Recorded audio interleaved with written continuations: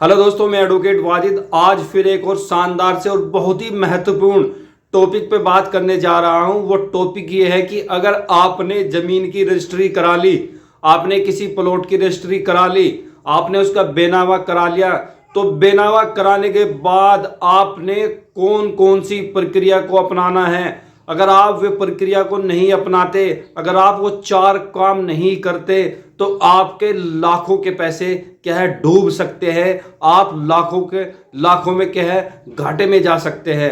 तो अगर आपने रजिस्ट्री करा ली, तो रजिस्ट्री या बेनामा कराने के बाद आप उस प्रॉपर्टी के क्या है, उस प्रॉपर्टी की ओनरशिप, स्वामित्व तो आपको मिल जाता है। प्रॉपर्टी ट्रांसफर एक्ट सेक्शन 54 के तहत आप उस प्रॉपर्टी के क्या है मालिक तो बन जाते हैं, उसके ऊपर आपका राइट तो हो जाता है। बट इसके बाद आपने कुछ रिवेन्यू राजस्व प्रक्रिया को भी अपनाना होता है।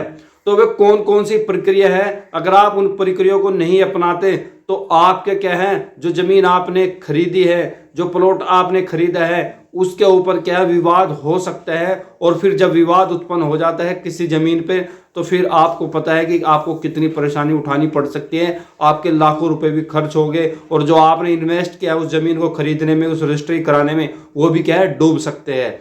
तो आज मैं आपको इस वीडियो में बताने जा रहा हूं कि अगर आप इन 4 बातों का ध्यान रखते हैं, इन 4 रिवेन्यू प्रक्रिया को अपना लेते हैं, तो आपको क्या है परेशानी से बचाया जा सकता है, आप परेशानी से बच सकते हैं।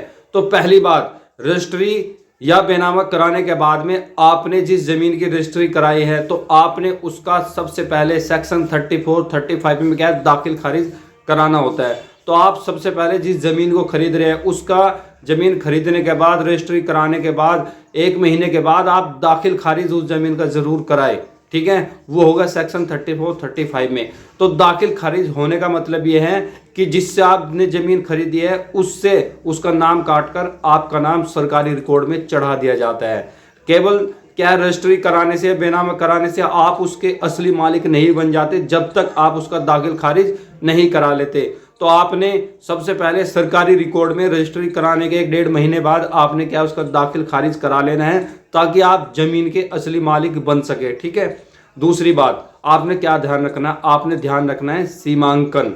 सीमांकन मतलब सेक्शन 24। अब ये सीमांकन क्या होता है, सपोज करो आपने क्या है कहीं जमीन खरीदी, कितनी जमीन खरीदी, 1 बीघा जमीन खरीदी। खतौनी में तो क्या है 1 बीघा है, लेकिन वो मौके पे 1 बीघा है भी या नहीं भी है। आप जब उस पर कब्जा करोगे वो 1 बीघा होगी भी या नहीं होगी।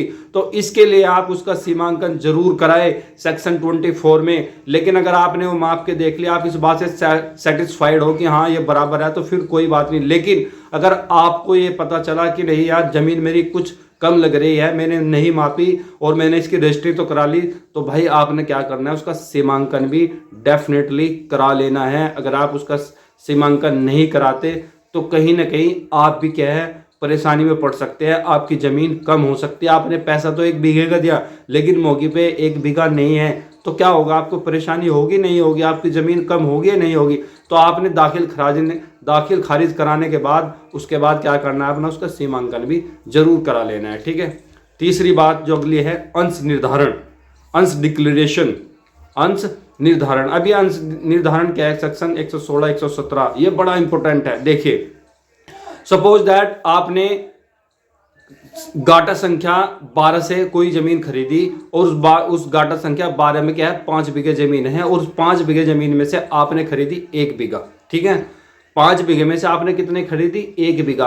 अब आपने उसके अंश डिक्लेरेशन क्यों कराना है सेक्शन 116 में, क्योंकि भाई आपको ये नहीं पता कि आपने जो 1 बीघा जमीन खरीदी है वो पूरब में, पश्चिम में, उत्तर में, दक्षिण में, उस 5 बीघे में आपका 1 बीघा वो खेत है कहाँ पे जो आपने खरीदा है। इसलिए आपने करना क्या है, अंश डिक्लेरेशन जरूर करा लेना है उसका, ताकि आपको पता चले कि हाँ 5 बीघे का एक गाटा संख्या है, उसमें 5 बीघे जमीन है, और उस 5 बीघे जमीन में मैंने 1 बीघा जमीन खरीदी है। तो वहाँ पे क्या है, उस 5 बीघे में मेरी जमीन 1 बीघा पूरब साइड में है, फला उसके बराबर में वो खेत है, उस मालिक का खेत है, या मेरी 1 बीघा क्या है उस उत्तर में है उसके बराबर में वो खेत है, या पश्चिम में उसके बराबर में वो खेत है, या क्या है तुम्हारी दक्षिण में उसके बराबर में खेत है।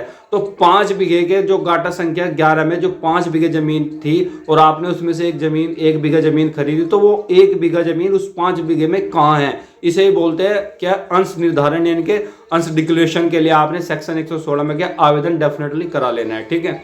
दूसरी बात, जो अंतिम बात है, चौथी बात यह है उसका कोरा।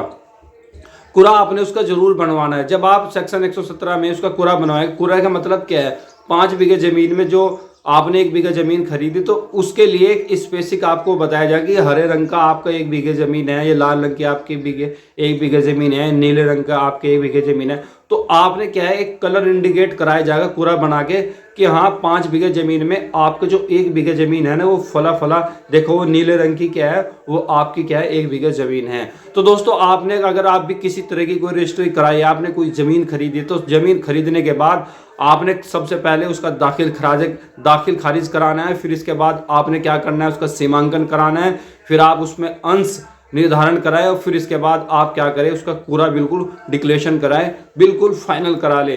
तो जब आप ये 4 प्रक्रिया से होकर गुजरते हैं, तो इसके बाद आपकी जमीन पे किसी भी तरह का कोई क्या विवाद उत्पन्न नहीं हो सकता, ना कोई आपकी जमीन पे विवाद कर सकता जो जमीन आपने खरीदी है। केवल रजिस्ट्री कराने या बेनामा कराने से आप उसके असली मालिक नहीं हो जाते। आप रजिस्ट्री कराने से क्या है, आपको उसकी राइट तो मिल जाता है, उसकी उस जमीन पर स्वामित्व तो आप हासिल कर लेते हैं, लेकिन असली जमीन के मालिक आप तभी बनोगे जब आप उस जमीन का दाखिल खारिज करा लोगे। अगर आप दाखिल खारिज करा लेते हैं तो आपको फायदा क्या होगा, जिससे आपने जमीन खरीदी है उससे क्या है, दोबारा रजिस्ट्री नहीं कर सकता, उस पर लोन नहीं ले सकता, और उसके बेटे क्या है फिर आपको परेशान नहीं कर सकते, क्या किस वजह, दाखिल खारिज कराने की वजह से। तो आप दाखिल खारिज कराए, उसका सीमांकन कराए, उसका क्या है अंश डिक्लेरेशन कराए, और उसके बाद आप क्या करें, पूरा उसका बनवा ले। तो ये पूरी प्रक्रिया है, रेवेन्यू प्रक्रिया, जो आप कराए अगर आपने कोई जमीन खरीदी है, जमीन खरीदने की सोच रही है, ताकि आपके साथ किसी भी तरह की कोई दिक्कत ना हो, परेशानी ना हो। आप अपनी मेहनत के पैसों से क्या कोई जमीन खरीदते हो, फिर आप किसी विवाद में ना पड़े। तो बहुत बहुत शुक्रिया आपका। और अगर आप किसी भी तरह की कोई जानकारी हासिल करना चाहते हो तो आप दिए गए नंबर पे व्हाट्सअप करके हमें अपनी प्रॉब्लम बना सकते हैं, और फिर मैं इसके बाद आपको उसका सॉल्यूशन बता दूंगा। तो बहुत बहुत शुक्रिया। Thank you so much. Take care.